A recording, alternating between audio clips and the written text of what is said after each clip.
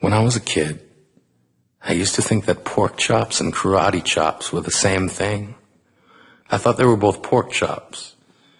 And because my grandmother thought it was cute, and because they were my favorite, she let me keep doing it. Not really a big deal. One day, before I realized fat kids are not designed to climb trees, I fell out of a tree and bruised the right side of my body. I didn't want to tell my grandmother about it because I was scared I'd get in trouble for playing somewhere I shouldn't have been. A few days later, the gym teacher noticed the bruise and I got sent to the principal's office. From there, I was sent to another small room with a really nice lady who asked me all kinds of questions about my life at home. I saw no reason to lie. As far as I was concerned, life was pretty good. I told her whenever I'm sad, my grandmother gives me karate chops. This led to a full-scale investigation, and I was removed from the house for 3 days until they finally decided to ask how I got the bruises. News of this silly little story quickly spread through the school, and I earned my first nickname, Pork Chop. To this day, I hate pork chops. I'm not the only kid who grew up this way, surrounded by people who used to say that rhyme about sticks and stones. As if broken bones hurt more than the names we got called, and we got called them all. So we grew up believing no one would ever fall in love with us, that we'd be lonely forever, that we'd never meet someone to make us feel like the sun was something they built for us in their tool shed. So broken heartstrings bled the blues as we tried to empty ourselves so we would feel nothing. Don't tell me that hurts less than a broken bone. That an ingrown life is something surgeons can cut away, that there's no way for it to metastasize. It does. She was 8 years old. Our first day of grade 3 when she got called ugly. We both got moved to the back of class so we would stop getting bombarded by spitballs. But the school halls were a battleground where we found ourselves outnumbered day after wretched day. We used to stay inside for recess because outside was worse. Outside we'd have to rehearse running away or learn to stay still like statues, giving no clues that we were there in grade 5. They taped a sign to the front of her desk that read, "Beware of dog."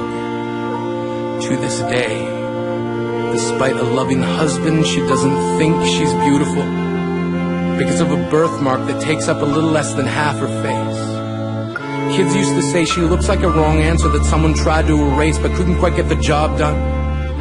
And they'll never understand that she's raising 2 kids whose definition of beauty begins with the word mom. Because they see her heart before they see her skin. Because she's only ever always been amazing. He was a broken branch grafted onto a different family tree. Adopted. Not because his parents opted for a different destiny. He was 3 when it became a mixed drink of 1 part left alone and 2 parts tragedy. Started therapy in 8th grade, had a personality made up of tests and pills, lived like the uphills were mountains and the downhills were cliffs, 4/5 suicidal, a tidal wave of antidepressants, and an adolescence being called pauper. 1 part because of the pills, 99 parts because of the cruelty. He tried to kill himself in grade 10 when a kid who could still go home to mom and dad had the audacity to tell him, "Get over it." As if depression is something that can be remedied by any of the contents found in a first aid kit. To this day, he's a stick of TNT lit from both ends. Could describe to you in detail the way the sky bends in the moments before it's about to fall. And despite an army of friends who all call him an inspiration, he remains a conversation piece between people who can't understand. Sometimes being drug-free has less to do with addiction and more to do with sanity. We weren't the only kids who grew up this way. To this day, kids are still being called names. The classics were, "Hey stupid," "Hey spaz." Seems like every school has an arsenal of names getting updated every year. And if a kid breaks in a school and no one around chooses to hear, do they make a sound? Or they're just background noise from a soundtrack stuck on repeat when people say things like kids can be cruel.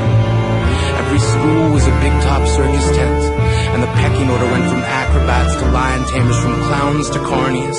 All of these miles ahead of who we were freaks. Lobster-clawed boys and bearded ladies.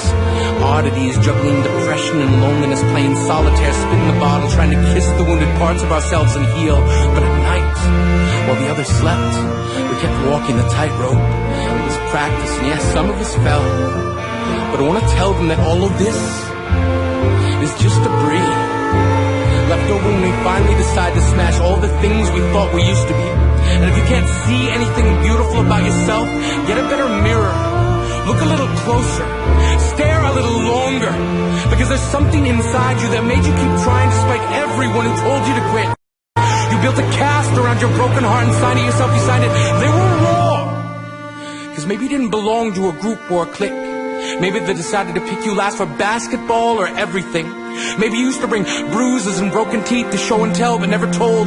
Because how can you hold your ground if everyone around you wants to bury you beneath it? You have to believe that they were raw. They have to be wrong. Why else would we still be here? We grew up learning to cheer on the underdog because we see ourselves in them. We stem from a root planted in the belief that we are not what we were called. We are not abandoned cars stalled out and sitting empty on some highway. And if in some way we are, don't worry. We only got out to walk and get gas. We are graduating members from the class of We Made It. Not the faded echoes of voices crying out names will never hurt me. Of course, they did. But our lives will only ever always continue to be a balancing act that has less to do with pain and more to do with beauty.